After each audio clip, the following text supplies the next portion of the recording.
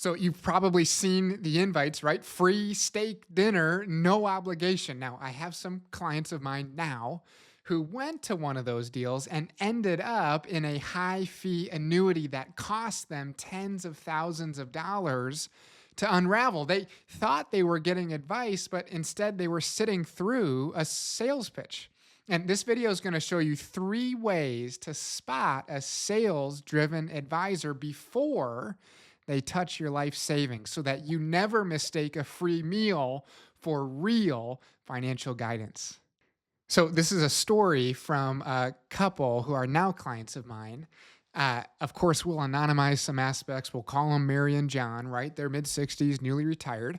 And so they share this with me. They get an invite in the mail for a retirement income seminar. And it's at a very nice restaurant here in town. And they show up, and frankly, everything feels polished. It's very nice. Food was great.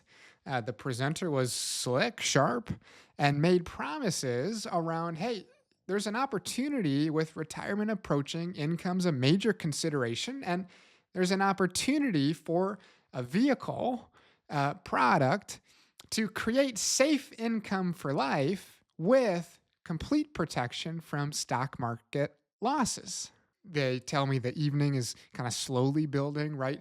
The advisor or person in the front is building fear around running out of money, fear around previous stock market crashes, inflation, money supply, right? Pick your buzzwords, they're throwing it out. And they position this product as a quote, no risk solution. And of course, their follow up from the evening conversation is intense. And these clients, it seems like, hey, we can get all the upside. Zero is your hero.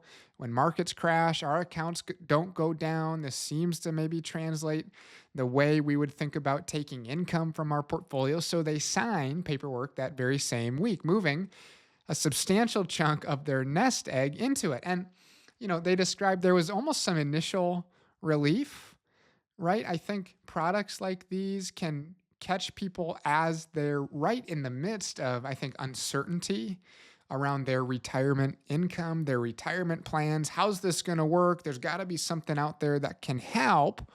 And they felt like, hey, perhaps this product could be it. But then, of course, fast forward a year or two, and they can't access a good chunk of their funds without some pretty significant surrender charges, which leads them to dig a little bit deeper and discover that there's fees buried inside the contract itself, right? Income rider costs, just annual costs for the annuity product itself. I'd step back a second. I think for anyone out here thinking about retirement income, clearly knowing your total fees and costs is critical, and it will actually help you answer question number 13 on my free retirement readiness score quiz. It's linked in the description here. It's 20 quick questions. You'll see your score instantly, no email required.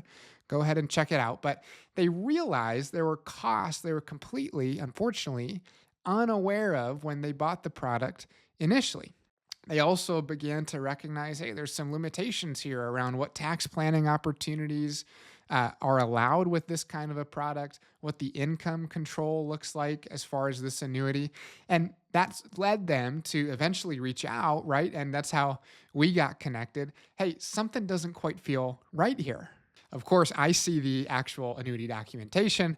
And yeah, there's some pretty significant surrender charges. There's costs to unwind it. There's some tax inefficiencies when moving the money out, right? There's some lost opportunities. Had this been in more of a liquid, accessible market type portfolio, they could have done a couple of things.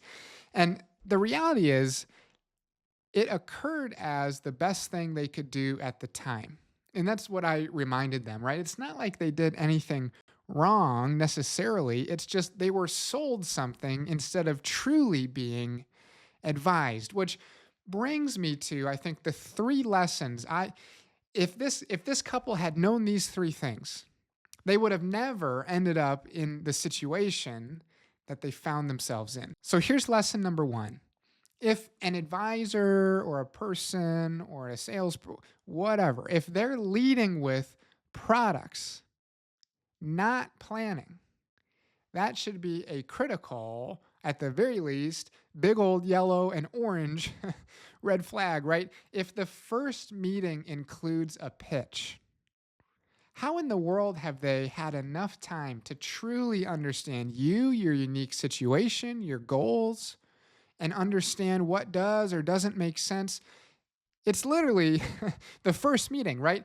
They were at this steak dinner. They'd never interacted with this person before. And here they are being pitched a product as if this person knows this product is a right fit for them. So, the second lesson that I wish this couple would have known, and a bit of a red flag I would want you to be aware of when talking with folks, is do they talk about trade offs or are they all about guarantees? Right? In the real world, very few things are guaranteed. The reality, though, in financial services is it's more often about trade offs versus guarantees. If you're guaranteed something, you're absolutely paying something for that guarantee. Salespeople like to talk about perfect solutions, kind of this, master plan, perfect product. And I think real advisors who are committed to sound advice are consistently weighing trade offs and helping you understand what option makes sense for you. And then finally, lesson number 3, if this couple had known this, they would never have found themselves in this situation. And a red flag for you to be aware of is, how are they paid?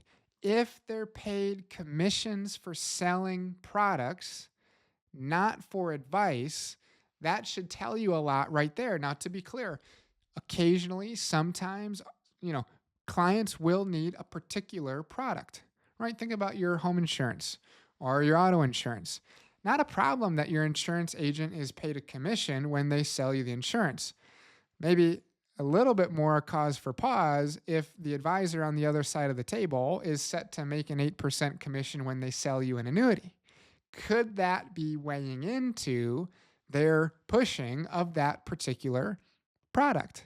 So I would always ask the advisor, the sales, whoever you're working with, how are you compensated? And I would have a bias or a preference as the person on your side of the table here to work with someone who's fee only and compensated for their advice, and therefore able to be less biased in the types of products or investments or things that they might recommend. They can approach it from a your plan and goals first perspective, and less from a this product pays me this much, this product pays me this much, this product doesn't pay me anything.